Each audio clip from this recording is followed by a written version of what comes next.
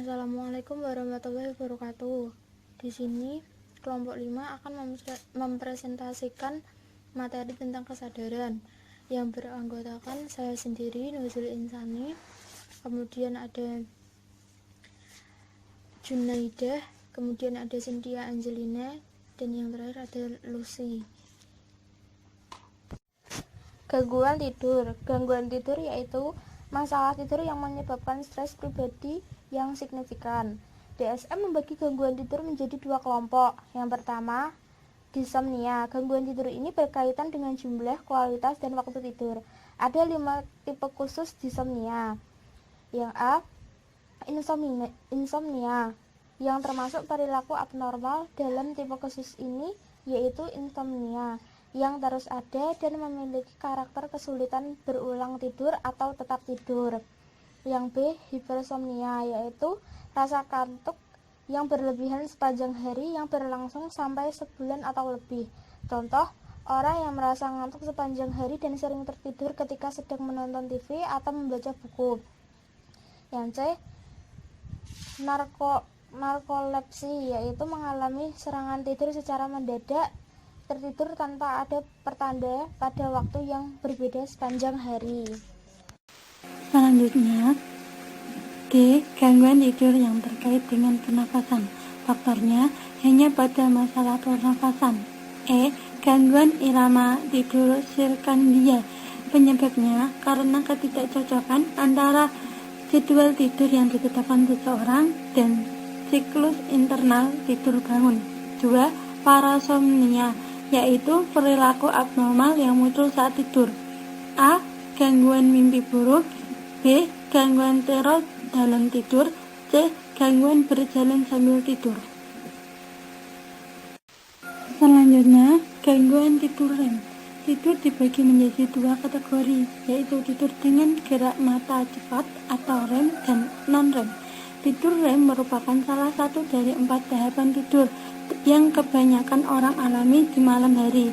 Tidur REM ditandai dengan otot yang tidak terlalu aktif di seluruh tubuh, gerakan acak mata, dan tidur dengan mimpi yang jelas. Sementara itu, non-REM mengacu pada 3 tahap, yang masing-masing tahapannya berlangsung sekitar 15 menit. Tahap pertama adalah ketika mata tertutup namun belum benar-benar tertidur. Sedangkan tahap kedua adalah ketika suhu tubuh mulai turun untuk mempersiapkan tidur nyenyak atau deep sleep. Tahap ketiga mengacu pada tahap tidur nyenyak. Selama tidur normal, seseorang mengalami 3 tahap non-REM sebelum masuk ke fase tidur REM. Gangguan tidur terjadi ketika siklus ini terus terganggu. Saya Lucy Indrani Wardani akan melanjutkan penjelasan dari Junaidah. Penjelasan selanjutnya yaitu tentang apakah tidur Anda cukup. Jadi kualitas tidur ternyata sangat berpengaruh pada kondisi kesehatan kita, termasuk menjaga berat badan yang ideal. Apalagi manfaat lainnya, tidur adalah salah satu aktivitas yang penting untuk kesehatan. Menurut penelitian, kurang memiliki waktu tidur yang berkualitas dapat mempengaruhi kesehatan, suasana hati, berat badan, dan bahkan kehidupan seks. Tidur yang cukup dapat membantu untuk mengontrol nafsu makan dan berat badan. Salah satu penyebab terganggunya waktu tidur dan rendahnya kualitas tidur adalah kondisi tubuh dan pikiran yang stres. Lebih dari 35% orang dewasa itu memiliki waktu tidur kurang dari 7 jam ketika malam.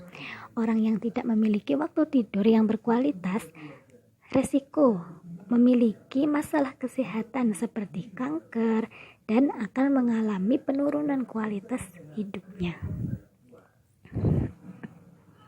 Adapun beberapa manfaat yang didapatkan ketika memiliki waktu tidur yang berkualitas. Yang pertama, tubuh menjadi lebih sehat. Maksudnya, memiliki waktu tidur yang berkualitas tidak menjamin tubuh akan kebal terhadap penyakit. Namun dengan waktu tidur yang berkualitas, kita dapat menurunkan resiko terjadinya beberapa penyakit. Yang kedua, meningkatkan kehidupan seks. Kehidupan seks akan berubah karena tingginya tingkat kelelahan dan stres.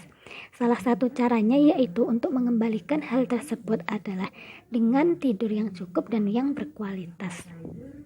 Yang ketiga, meredakan rasa nyeri.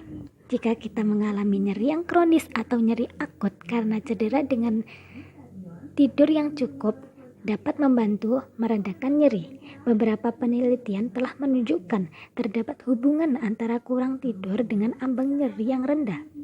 Namun sayang, pada umumnya rasa nyeri dapat menyebabkan kita untuk sulit tidur.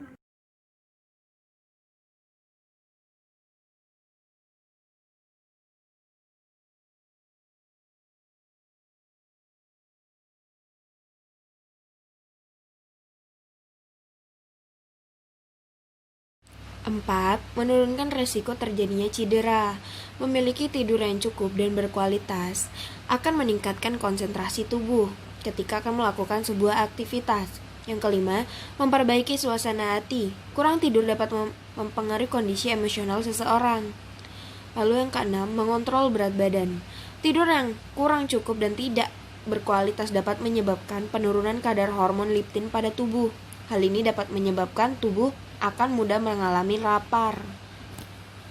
Yang ketujuh, meningkatkannya daya pikir. Kurang tidur dapat mempengaruhi daya pikir, konsentrasi, dan kemampuan untuk mengambil sebuah keputusan. Yang kedelapan, meningkatkan daya ingat. Menurut penelitian menunjukkan bahwa ketika tidur, otak akan memproses dan memperkuat daya ingat. Yang kesembilan, meningkatkan konsentrasi kekebalan tubuh. Tidur yang cukup dan berkualitas dapat mencegah terjadinya flu biasa. Telah dilakukan penelitian pada 150 orang yang dengan monitoring kebiasaan tidur selama 2 minggu, lalu memberi virus influenza. Orang yang tidur kurang dari 7 jam pada malam hari selama lebih dari 3 kali, maka mudah terinfeksi flu influenza daripada orang yang tidur 7-8 jam sehari. Beberapa langkah yang dapat dilakukan untuk memperbaiki waktu tidur: konsentrasi, melaksanakan jadwal tidur, contohnya mencoba untuk pergi tidur dan bangun pada waktu yang setiap hari, termasuk akhir pekan dan libur, bertujuan untuk membiasakan tubuh memiliki jadwal tidur. Yang kedua, membuat suasana kamar tenang. Mematikan lampu kamar dan menjaga ketenangan kamar dapat memberikan ketenangan pada pikiran sehingga dapat membuat tubuh lebih mudah untuk beristirahat.